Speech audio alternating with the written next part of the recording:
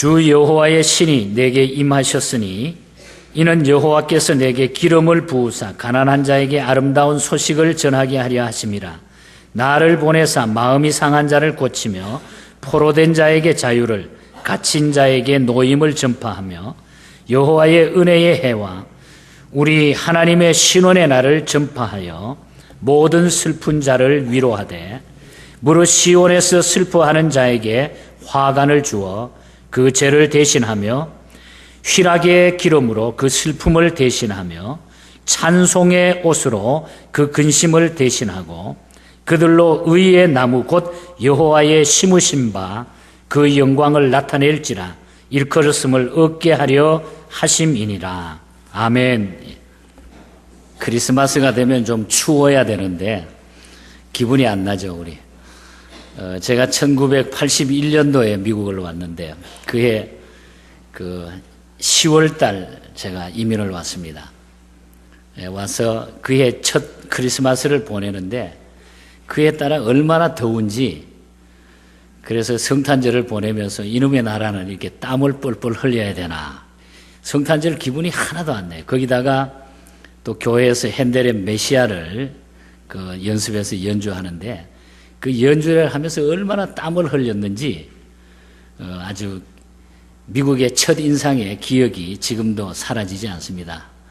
미국은 여름철 크리스마스구나. 그러다가 보니까 어느덧 미국에서 30년이 넘는 그런 세월을 보내게 됐습니다. 우리가 어떤 기후나 어떤 시간이나 어떤 계절을 우리가 떠나서 주님이 이 땅에 오신 것, 우리가 정확하게 오늘 이렇게 날짜를 정해놓고 지킵니다만은 그러나 주님이 꼭 그날에 오신 것은 아니잖아요. 세월이 변했으니까. 어쨌든 우리가 이 계절을 따라 12월에 주님이 이 땅에 오셨다고 하는 이 의미는 대단히 우리에게 중요하다고 봅니다. 저는 이번 성탄절을 맞이하면서 한 2주 전부터 수요일이나 주일 예배 설교를 좀 이 성탄의 깊은 의미를 우리가 바로 깨닫고 좀 그렇게 살았으면 좋겠다. 제 자신이 먼저 이걸 좀 회복했으면 좋겠다. 이런 생각을 하고 말씀을 깊이 준비 중에 오늘과 또 성탄절에 말씀을 전하려고 합니다. 아마 여러분들도 그것을 많이 느꼈을 것입니다. 성탄절이 되면서 요즘 시중에 혹은 마켓이나 성탄절 카드를 사기 위해서 이렇게 다녀보면은 또 구경을 해보면은 성탄절 카드에 메리 크리스마스라고 하는 이 카드가 거의 없어지고 해피 할라데이라고 하는, 이렇게 세상적으로 그냥 한 시즌을, 한 1년의 연말을 보내는 할라데이 시즌으로 성탄절의 의미가 퇴색해져 있다고 하는 것을 참 슬프게 생각을 합니다. 성탄절의 의미가 뭔데 예수님이 빠지면 아무 의미가 없는데도 불구하고 이제는 장사하는 분들은 여기에 어떤 상술에 의해서 돈을 벌어야 되고 세계는 거기에 맞춰서 경제성을 따지게 되고 예수님과는 전혀 상관이 없는 이런 일들이 이루어지고 있다고 하는 것에 대해서 얼마나 참 가슴이 아픈지, 아마 여러분들도 아마 가게에서 이 성탄절 카드를 찾기 위해서 아시는 분들은 많이 고민을 했을 거예요. 메리 크리스마스라고 하는 주님 중심의 이 카드들이 다 없어지고 있는 것입니다. 아마 10장 중에 하나가 있을까 말까네요. 우리는 이런 시절 속에서 주님의 이 성탄에 대해서 우리가 좀 바로 알았으면 좋겠다. 우리가 세상을 살다가 보면은 비보가 있고 낭보가 있습니다. 다시 말하면은 우리네 삶 속에 때론 슬픈 소식이 들려오는가 하면 때론 기쁜 소식이 들려올 때도 있습니다. 그리고 비율적으로 우리가 따져본다고 하면 기쁜 소식보다는 슬프고 기분 나쁘고 속상하고 우울한 소식이 훨씬 더 많다고 하는 것을 깨닫습니다. 우리에게 세상 돌아가는 소식을 가장 신속하게 전해주는 매체들이 많이 있습니다. 요즘은 인터넷 들어가기만 하면 매일매일 시간마다 새로운 소식들이 전해지고 있습니다. 신문, 라디오, 텔레비전 등 그것들은 날마다 시간마다 우리에게 새로운 소식들을 전해줍니다. 위성통신 발달로 말미암아 국내는 물론 전 세계의 소식을 우리는 안방에 들어 앉아가지고 다 알 수가 있고 컴퓨터만 딱 열면은 다 알 수가 있는 이런 세상이 됐습니다. 참으로 어떻게 보면은 편리하고 빠른 세상에 산다 하는 걸 우리는 인정합니다. 그러나 문제는 박장대소하고 정말로 기뻐할 만한 사건이나 소식보다는 걱정스럽고 한심스러운 소식들이 훨씬 더 많이 쏟아져 나오고 있다는 얘기예요. 상상도 못할 이야기들이, 그런 일들이 엄청나게 많이 세상에 쏟아져 나오고 있습니다. 그런데 오늘 성경에 보니까, 이 본문 말씀에 보니까 저는 너무나 감격적인 것이 가난한 자에게 아름다운 소식을 전하게 하려 하심이라. 아름다운 소식을 전하게 하려 하심이라. 가난한 자에게. 이게 복음이라는 얘기죠. 아름다운 소식이 있다고 하는 거예요. 아름다운 소식. 오늘 우리는 그 아름다운 소식이 무엇인가를 알아야 된다는 얘기예요. 이사야서 61장 오늘 이 본문 말씀은 메시아로 오실 예수 그리스도께서 이 세상에서 오셔가지고 행하실 사역을 주님이 이 땅에 태어나시기 전에 이미 이사야 선지자가 오래전에 예수님이 이 땅에 오셔가지고 이렇게 하실 것이다. 바로 그래서 예수님이 이 땅에 성탄하실 것이다 하는 것을 우리에게 설명해 주고 있는 것입니다. 오늘 이 의미, 성탄해 오신 주님이 왜 이 세상에 오셨는가, 거기에 대한 이야기를 몇 가지만 간단하게 드리려고 합니다. 첫 번째 하고 싶은 얘기는 가난한 자에게 아름다운 소식을 전하신다고 하는 것. 가난한 자에게 아름다운 소식을 전하신다고 하는 것. 여기서 말하는 이 가난한 자라고 하는 것은 경제적으로, 영적으로 가난한 사람들을 다 의미하고 있는 것입니다. 우리 한국보다 일본이 역사적으로 보면 복음을 훨씬 더 먼저 받아들였습니다. 한국 교회가 일본 교회보다 크게 오늘날 성장한 것은 선교 대상, 즉 계층의 선택 때문에 우리 한국 교회가 훨씬 이 기독교가 복음이 활발하게 돼 있다는 얘기죠. 우리가 너무 잘 알잖아요. 일본은 선교 당시에 맨 처음에 복음이 들어갈 때 지식층, 상류층을 대상으로 해가지고 복음이 일본에 들어가게 됩니다. 그러나 우리 한국은 주로 가난한 사람들을 선교의 대상으로 해가지고 복음이 들어요. 물론 그때 우리 한국이 대부분이 전체적으로 가난하고 못 살았죠. 일본 교회는 하향식 선교 구조라 이렇게 말할 수 있고, 우리 한국 교회는 상향식 선교 구조였다 이렇게 볼 수가 있습니다. 일본 교회는 엘리트 중심의 교회 구조를 구성했고, 우리 한국 교회는 민중이라든지 민초라든지 서민들, 대중 중심의 교회 구조를 이루고 있었습니다. 한국 경우에 가난한 자들에게 복음이 전파되니까 때를 이루면서 교회로 몰려들었어요. 처음에 선교사들이 미국에서 들어왔을 때요, 교회에 와가지고 구원물자 막 나눠주면은 그 물건 하나 얻기 위해서, 예수는 그 다음이고 어떻든 교회 가면 뭐 준다, 먹을 거 주고 미제 제품 준다 그래가지고 구원물자를 얻기 위해서 한국 교회는 모여들기 시작했어요. 그래서 그걸 받아가면서 복음을 받게 되고 한국 교회가 급성장하게 되는 것입니다. 그리고 그들은 새롭고 신비한 복음으로 거듭나기 시작해요. 그것이 우리 한국 교회는 이 기독교 역사가 짧지만은 엄청난 이 세계적으로 지금 세계의 최고의 기독교 국가로, 미국을 앞질러 갈 만한 이런 기독교 국가로 우리 한국이 성장해 갔다고 하는 것, 우리 누구나 다 인정해요. 50개의 대교회를 치면 우리 한국 교회가 거기에 20개 가까이 한국 교회가 들어가 있다고 하는 것, 놀라운 일입니다. 그런데 일본 교회는 평신도들도 헬라어나 히브리어로 성경을 읽을 정도로 아주 이 엘리트 계층의 사람들에게 복음을 전해가지고 그 당시에 이 평신도들도 히브리어, 헬라어 성경을 읽을 수 있었어요. 이렇게 제한되어 있었기 때문에 교회는 성장할 수가 없었어요. 한 사람 한 사람은 똑똑했는데, 오늘의 교회가 이렇게 엘리트 의식화 한다든지 정예화 한답시고 문을 좁혀놓은 것은 교회로서 바람직하지 못한 거예요. 이건 아주 잘못된 겁니다. 가난한 사람들은 예나 지금이나 예수님을 잘 믿게 돼 있어요. 그러나 그보다 더 중요한 가난은 심령의 가난입니다. 여기서 말하는 것은 어떤 물질적인 가난을 벗어나서 심령의 가난이 더 중요하다고 하는 그런 말이에요. 예수님은 심령이 가난한 자는 복이 있다고 그랬죠. 가난한 심령은 항상 복음을 받아들이고 마음의 문이 열려 있지만은 교만한 심령은 마음의 문을 열지를 못해요. 항상 닫고 있는 거예요. 마음의 문을. 자기가 최고이기 때문에 딱 이렇게 문을 닫고 있는 거예요. 그래서 그들은 아름다운 소식을 받아들이지 않습니다. 예수님은 이 땅에 아름다운 소식을 전하기 위해서 오셨습니다. 아니, 예수님 자체가 아름다운 소식이었어요.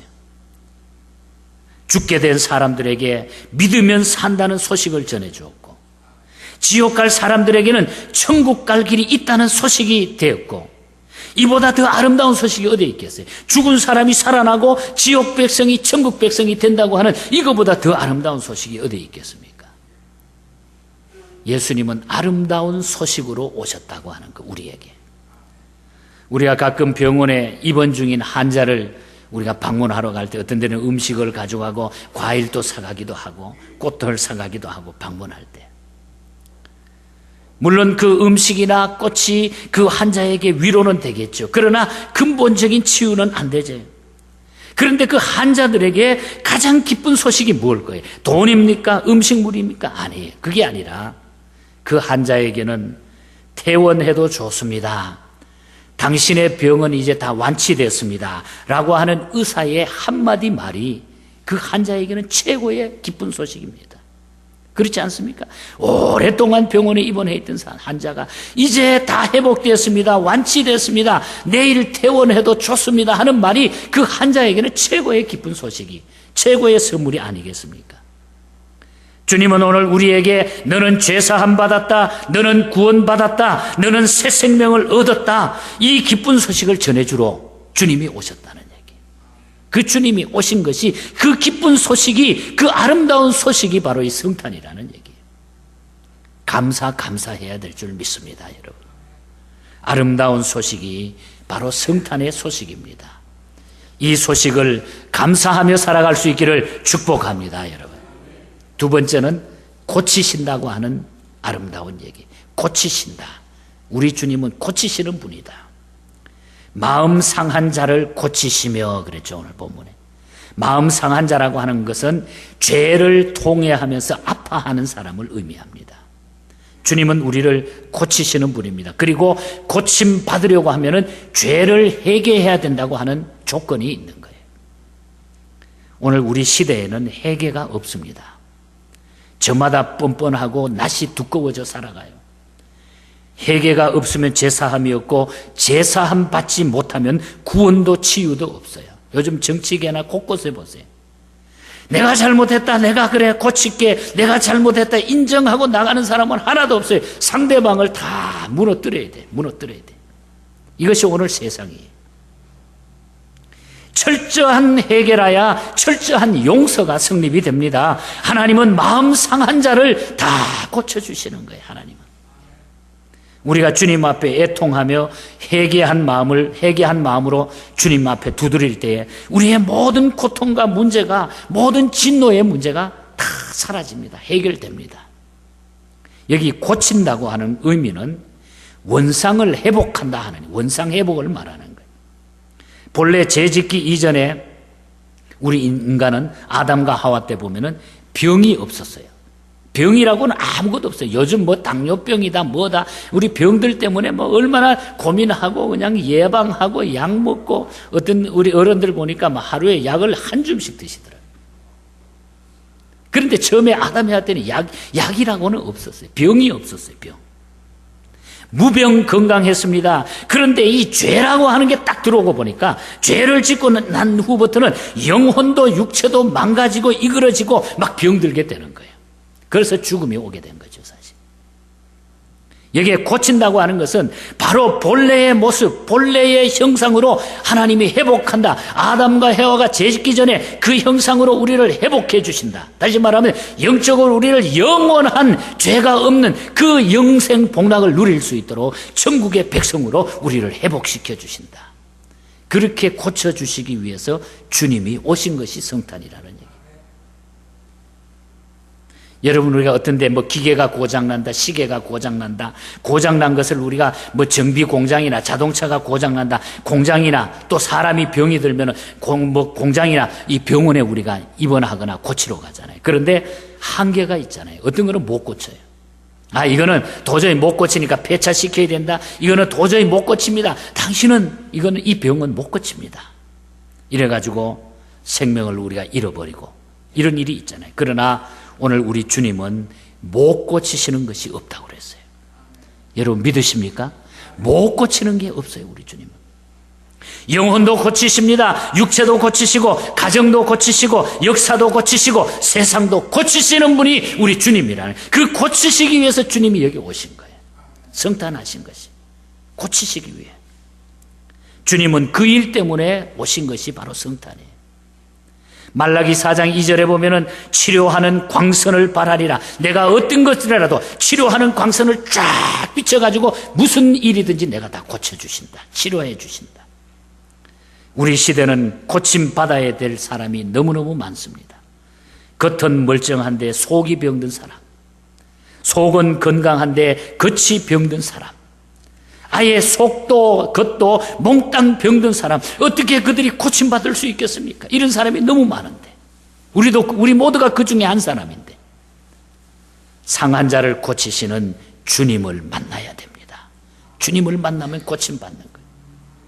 죄를 회개하고 질병을 고치시고 가정을 고치시고 환경을 고치시고 삶을 고침받아요. 오늘 우리는 이 성탄은 다시 한번 우리 주님이 고치시는 그 주님 앞에 우리의 잘못된 것을 회개하는 것이 성탄의 의미예요. 그럴 때 주님은 우리의 모든 삶을 다 정리해 주시고 고쳐주신다고 하는 거예요. 주님은 우리에게 고쳐주신다는 아름다운 소식을 전파하기 위해서 이 땅에 성탄하신 것입니다. 이 성탄절을 통해서 저와 여러분의 모든 영육 간에 약한 것을 고침받는 이런 축복이 있기를 주님 이름으로 축복합니다. 여러분 다 고침받으세요. 그 다음 세 번째로는 자유를 주신다 그래요. 자유. 포로된 자에게 자유를, 갇힌 자에게 노임을 전파한다. 참 이야기 들어도 얼마나 기분이 좋습니까? 포로된 자에게 자유, 풀려나는 거죠. 갇힌 자에게 노임 전파해 주신다.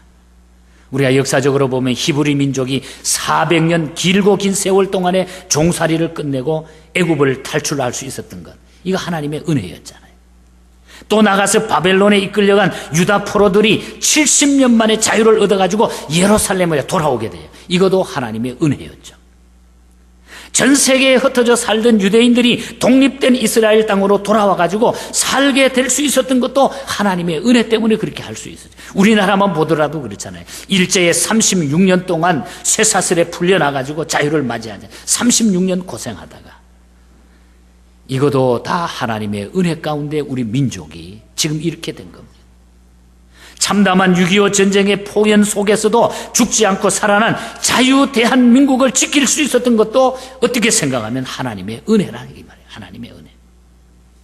하나님은 우리에게 자유를 주십니다. 하나님이 자유를 주세요. 하나님을 섬기는 백성들에게, 하나님을 영접한 백성들에게 하나님은 자유함을 주신다는 얘기예요. 절대 하나님이 우리를 묶어놓지 않아요. 하나님의 백성들에게 자유를, 왜? 주님이 이 자유를 주시기 위해 오셨기 때문에. 그 자유는 개인적인 자유, 정치적인 자유만으로 끝나는 것이 아닙니다. 영혼의 더 큰 자유를 우리에게 주신다. 가장 중요한 것은 영혼의 자유함을 주신다. 여러분, 죄에서 자유함을 얻게 하면 보혈의 능력, 우리 그 찬송 잘 부르잖아요. 그 찬송 가사 그대로입니다. 이 죄라고 하는 것은 사탄의 최고의 무기예요. 사탄들이. 그래서 이 사탄은 어떠하든지 우리로 하여금 죄를 짓게 만드는 거예요. 죄에서 못 벗어나게 계속 달콤하게 위장을 해가지고 그 죄에 빠지도록, 그 죄에서 벗어나지 못하도록, 그리고 어떤 데는 막 색동옷같이 입혀가지고 아름답게 꾸며가지고 우리를 그 죄에 넘어가도록 계속해서 그 죄에서 나오지 못하도록 자유함을 그냥 빼앗아가는 것이 사탄이 하는 일입니다.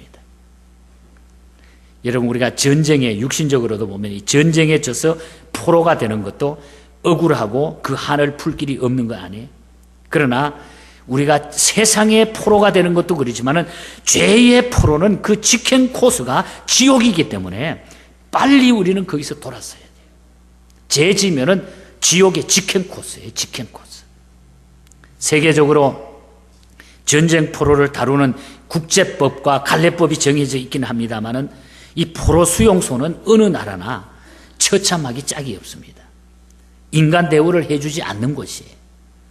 포로가 되면은요, 인권도 정조도 재산도 시간도 생명도 내 것이 아닙니다. 역사를 보면, 전쟁의 역사를 보면 다 하려면 다 줘야 되고, 때리면 맞아야 되고, 안 주면 굶어야 되고, 죽이면 죽임을 당해야 되는 것이 포로 생활입니다. 잡히게 되면. 자, 우리가 세상의 전쟁도 그런데 이 마귀와도 마찬가지예요. 죄의 포로는 더 심하다는 얘기예요. 죄의 포로.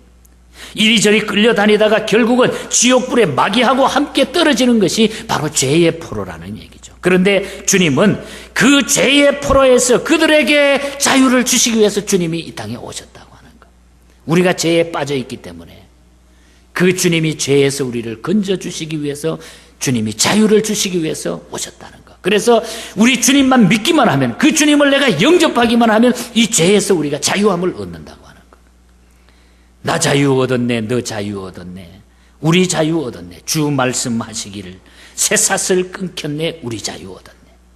주님은 우리의 죄의 결박을 풀어주시고 자유케 하시기 위해서 주님이 이 땅에 오셨다고 하는 것. 자유를 빼앗긴 사람들, 그래서 마귀에게 끌려다니는 사람들은 평안과 기쁨을 다 잃어버립니다. 그러나 주님을 영접하는 자, 그래서 우리는 자유를 주신 이 주님의 성탄을 정말 감사해야 돼요. 그래서 우리는 주님을 통해서 여러분 영혼의 진정한 자유를 만끽하고 살아갈 수 있기를 축복합니다, 여러분. 그래서 우리가 이 주님이 우리 마음에 계시면요, 우리가 주님의 그 자유함을 누리면은 어떤 것에서도 내가 떳떳하게 살아갈 수 있어요. 내가 세상에 좀 다른 사람보다 가진 것이 적고 밀린다 해도요, 떳떳하게 우리가 살 수 있는, 주님이 주시는 이 자유함이 있기 때문에 이 자유함으로 승리할 수 있기를 축복합니다. 참 자유 주신 이 주님, 이것이 이 땅에 오신 주님의 목적이에요. 마지막으로 한 가지만 더 말씀드리고 오늘 말씀을 마치겠습니다. 네 번째로는 슬픔 대신 기쁨과 찬송을 주신다고 하는 것. 오늘 2절에 보면은 여호와의 은혜의 해와 우리 하나님의 신원의 날을 전파하여 모든 슬픈 자를 위로하되, 또 3절에 보면은 무릇 시온에서 슬퍼하는 자에게 화관을 주어 그 죄를 대신하며 희락의 기름으로 그 슬픔을 대신하며 찬송의 옷으로 그 근심을 대신하고. 이 가사가 얼마나 좋아요. 우리 복음성가에도 있잖아요. 여기 보면은 슬픈 자를 위로하시고, 슬퍼하는 자에게 화관을 씌워주시고, 슬픔 대신 찬송을 주시고, 근심 대신 기쁨을 주시고. 제가 앞에 이야기를 하면 여러분들은 그 뒤에 이야기를 하죠. 제가 슬픈 자를 그러면 여러분들은 위로하시고.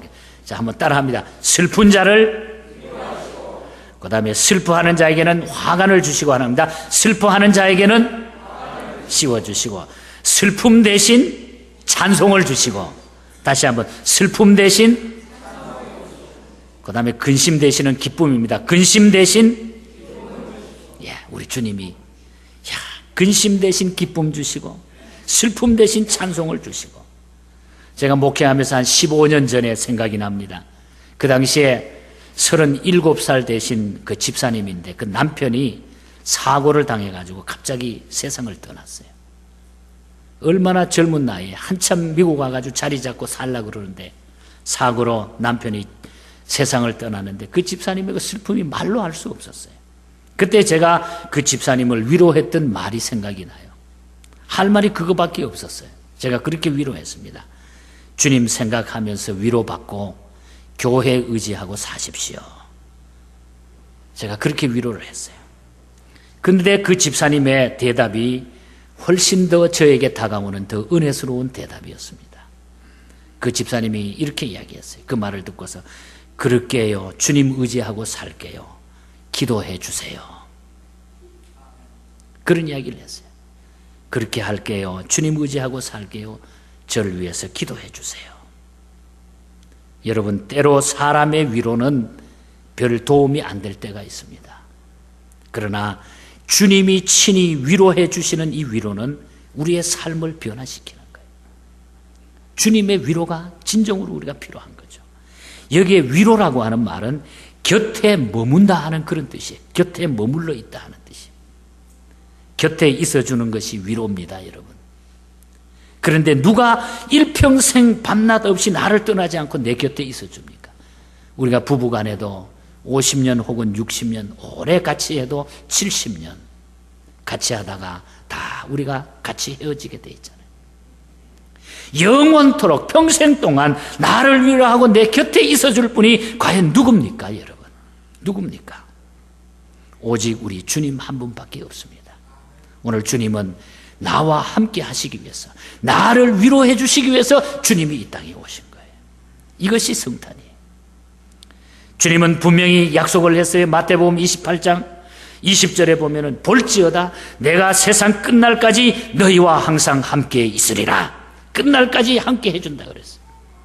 또 이사야서 41장 8절에서 16절 사이를 보면 너를 실어버리지 아니하리라. 내가 너와 함께하리라. 내가 너를 도와주리라. 너를 붙들어주리라. 도와주리라. 함께하리라. 너를 붙들어주리라. 주님이 왜 오셨습니까? 아름답고 이 기쁜 소식 전파하기 위해서, 내가 너희와 함께하기 위하여, 내가 슬픔을 기쁨으로 변하고 네 어려움을 내가, 그 고통을 내가 좋은 일로 변화시켜 주시고, 또 슬픈 자를 위로해 주시고 슬퍼하는 자에게 내가 화관을 씌워주기 위하여 내가 이 땅에 왔다. 예수님의 탄생은 우리에게 너무나 큰 위로가 된다고 하는 것입니다. 너무나 아름다운 소식이라는 얘기입니다. 히틀러라든지 무솔리니라든지 스탈린, 레닌, 또 마르크스, 김일성, 김정일, 이 사람들은 인류 역사에 피비린내 나는 슬픈 소식을 남기고 간 사람들이, 왜? 많은 사람을 너무너무 죽였어요. 피 흘리게 했어요. 그러나 우리 예수 그리스도는 사랑과 평화와 구원의 기쁜 소식을 전파하셨습니다. 자기 피를 흘리고 자신이 죽으셨어요. 이 땅에 오셔가지고 우리의 죄를 대속케 하기 위하여, 우리를 그렇게 함께 해주시기 위해 가지고 피를 쏟으시면서 생명을 바쳐가지고 자기 자신이 죽으셨어요. 이것이 주님의 성탄이에요. 주님은 아름다운 소식, 향기나는 백합화, 구원의 생수, 빛나는 별, 그리고 나의 주, 나의 하나님이 되시는 줄 믿습니다, 여러분. 그 주님이 성탄하신 것이, 그것이 아름다운 소식입니다. 나와 함께 해주시기 위해 오신 이 주님을 감사 찬양하십시다, 여러분.